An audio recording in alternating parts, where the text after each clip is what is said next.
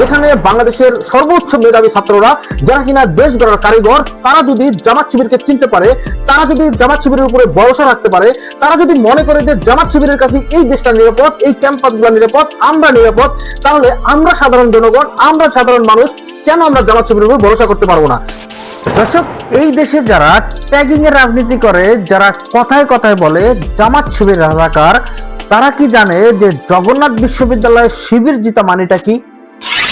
দর্শক, এই দেশে যারা হলুদ সাংবাদিক, পাঁচ চাটা সাংবাদিক, তারা কি জানে যে জগন্নাথ বিশ্ববিদ্যালয়ের শিবির জিতা মানেটা কি? দর্শক, এই দেশে যারা সুশীল, যারা নিজেদেরকে সুশীল দাবি করে, তারা কি জানে যে জগন্নাথ বিশ্ববিদ্যালয়ের শিবির জিতা মানেটা কি? দর্শক, এই দেশে যারা বাম্বু এলিট শ্রেণীর, তারা কি জানে যে জগন্নাথ বিশ্ববিদ্যালয়ের শিবির জিতা মানেটা কি? জগন্নাথ বিশ্ববিদ্যালয়ের শিবির জিতা মানে হচ্ছে পুরো বাংলাদেশের মাটিটা শিবিরের হয়ে যাওয়া। পুরো বাংলাদেশের মাটি যখন শিবিরের হয়ে যায়, টেকনাফ থেকে তেতুলিয়ার মাটি যখন শিবিরের হয়ে যায়, তখন বুঝতে আর বাকি থাকে না শুধু বিশ্ববিদ্যালয় না, পুরো বাংলাদেশই শিবিরের জন্ম হবে। অন্যদিকে একদল নিজেদেরকে সান্ত্বনা দেয় যে বিশ্ববিদ্যালয়ের রাজনীতি আর জাতীয় রাজনীতি কোনোভাবেই এক না। আমরাও চাই তারা এই সান্ত্বনা দিয়ে নিজেদেরকে শান্ত রাখুক।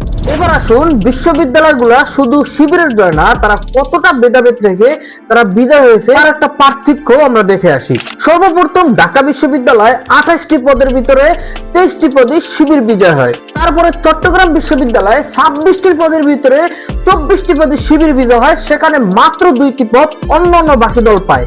শুধু তাই না, রাজশাহী বিশ্ববিদ্যালয় 23টি পদের ভিতরে 20টি পদে শিবির জিতে নেয়। জাহাঙ্গীরনগর বিশ্ববিদ্যালয়ে 25টি পদের ভিতরে 20টি পদ শিবিরে জিতে নেয়। সর্বশেষ জগন্নাথ বিশ্ববিদ্যালয় 21টি পদের ভিতরে 16টি পদই শিবির জিতে নেয়। তারপরও এই দেশের নামদারি সুশীল ব্যক্তিরা তারা বলে বাংলাদেশে নাকি জামাত শিবিরের কোনো ভোটই নেই, 70% ভোট নাকি তাদের। সবশেষে দেশের জনগণকে এই কথাটুকু বলি যে যেখানে বাংলাদেশের সর্বোচ্চ মেধাবী ছাত্ররা যারা কিনা দেশ গড়ার কারিগর, তারা যদি জামাত শিবিরকে চিনতে পারে, তারা যদি জামাত শিবিরের উপরে ভরসা রাখতে পারে, তারা যদি মনে করে যে জামাত শিবিরের কাছে এই দেশটা নিরাপদ, এই ক্যাম্পাসগুলো নিরাপদ, আমরা নিরাপদ, তাহলে আমরা সাধারণ জনগণ, আমরা সাধারণ মানুষ কেন আমরা জামাত শিবিরের উপর ভরসা করতে পারবো না? তাই চলুন আমরা সবাই একসাথে এক হয়ে আগামীতে ইসলামের পক্ষে বাংলাদেশটাকে নিরাপদ রাখার জন্য এবং দুর্নীতিমুক্ত দেশ করার জন্য ইসলামিক 11 দলের জোটকে আমরা ভোট দিয়ে বিজয় করি। সর্বশেষে আপনার বিবেকের কাছে প্রশ্ন, আপনি কি দুর্নীতির বিরুদ্ধে লড়বেন নাকি গোলামি করবেন? ধন্যবাদ সকলকে।